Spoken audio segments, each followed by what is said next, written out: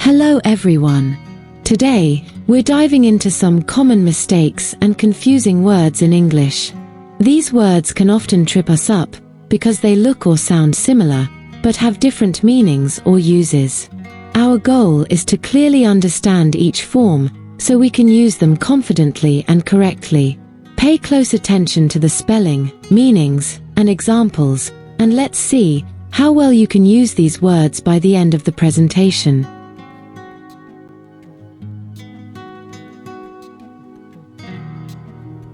This presentation will help you understand and correctly use commonly confused words in English. Focus on each example and pay close attention to the explanations and examples provided. Let's begin.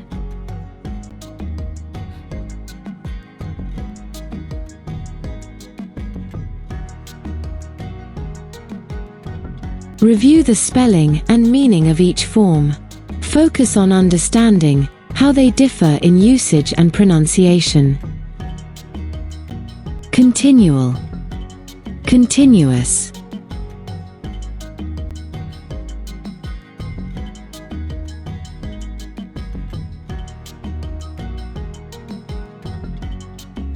Continual and continuous. Continual means something happens again and again, but with breaks in between. For example, continual phone calls throughout the day. Continuous, on the other hand, means something goes on without stopping at all. For example, continuous rain that lasts all night. So, remember, continual has pauses, continuous doesn't.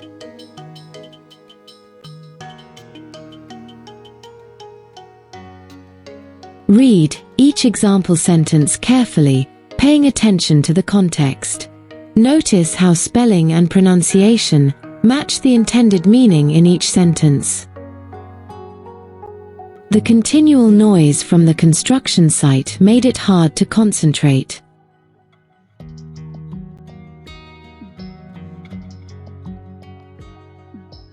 The rain was continuous throughout the night, with no pause at all.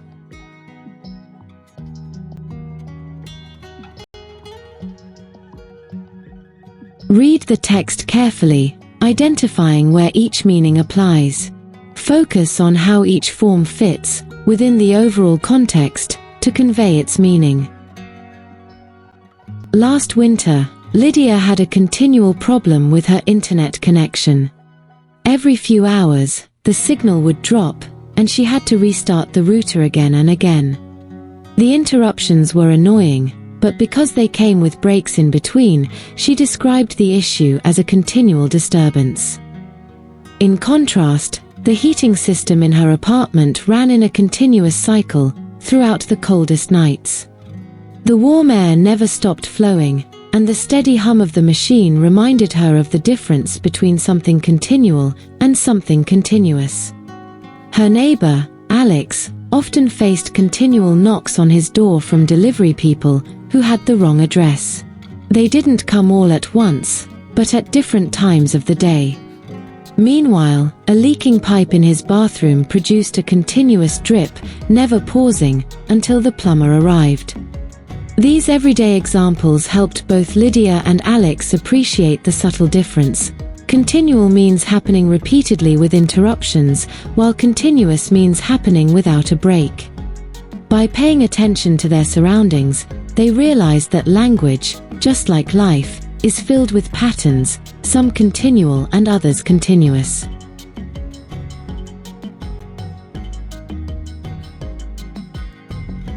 Answer each true or false question based on the meanings and examples you reviewed. This will help reinforce your understanding of each form and its correct usage. 1.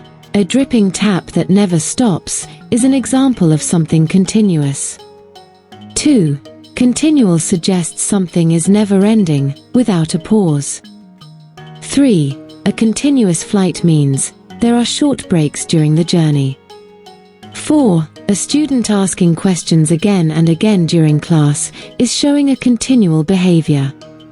5. The word continuous describes something that happens with breaks or interruptions. 6. Frequent phone calls during the day are a continual disturbance.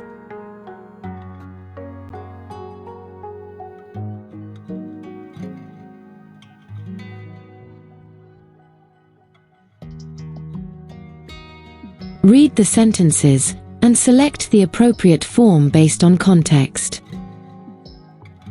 1. There were continual delays on the train line throughout the week. 2. Nash faced continual interruptions while trying to focus on his work. 3. The city provides a continuous water supply to all its residents. 4. The patient was kept under continuous observation at the hospital. 5. Her continual complaints about the weather annoyed her friends. 6. The film played in a continuous loop at the museum.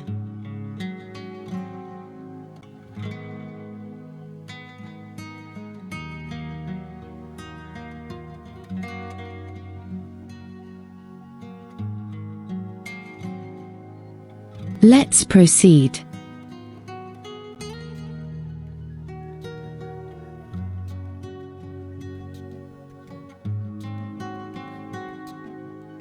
Review the spelling and meaning of each form.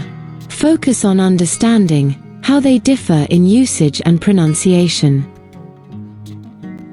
Loathe, loath.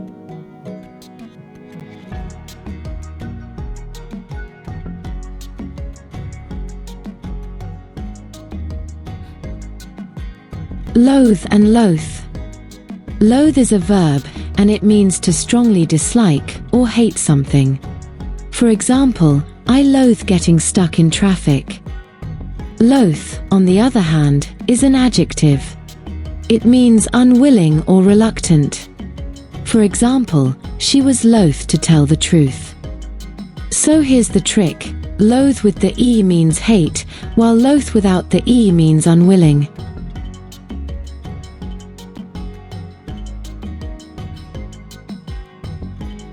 Read each example sentence carefully, paying attention to the context. Notice how spelling and pronunciation match the intended meaning in each sentence. Julian absolutely loathes waking up early in the morning.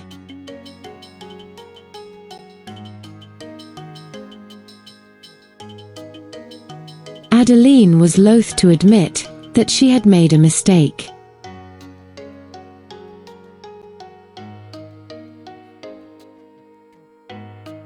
Read the text carefully, identifying where each meaning applies. Focus on how each form fits within the overall context to convey its meaning. Simon absolutely loathes waking up early on Mondays.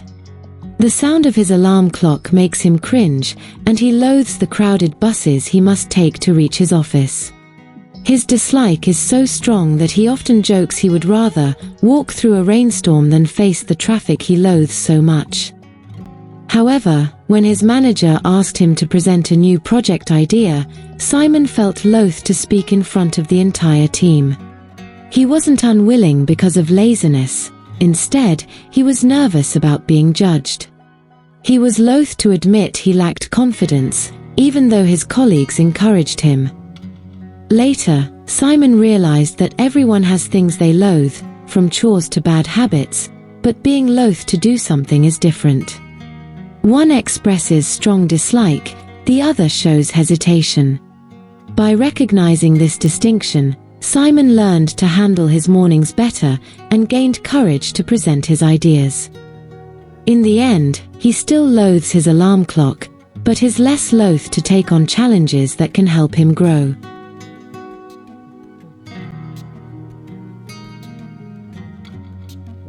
Answer each true or false question based on the meanings and examples you reviewed. This will help reinforce your understanding of each form and its correct usage. 1. If you are loath to do something, you are eager and willing. 2. Valerie loathes cleaning the house is a correct sentence. 3. Zayn is loath to tell the truth means he is unwilling. 4. Someone who is loath to speak in public feels reluctant. 5. Loathe is always used before a noun. 6. Many people loathe the taste of spoiled food.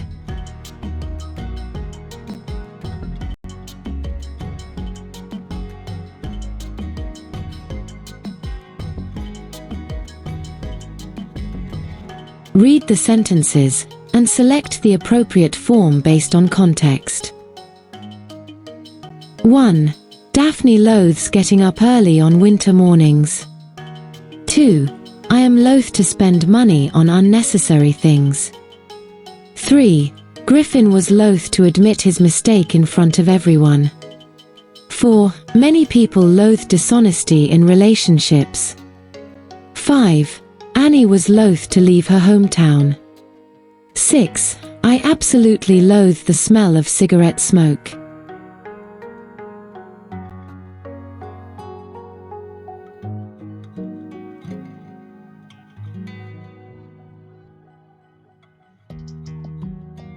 Great job, everyone! Now you've completed the lesson. You've explored meanings, examples, and even tested yourself with true, false, and practice questions. Remember, common mistakes happen, but each one is a chance to improve.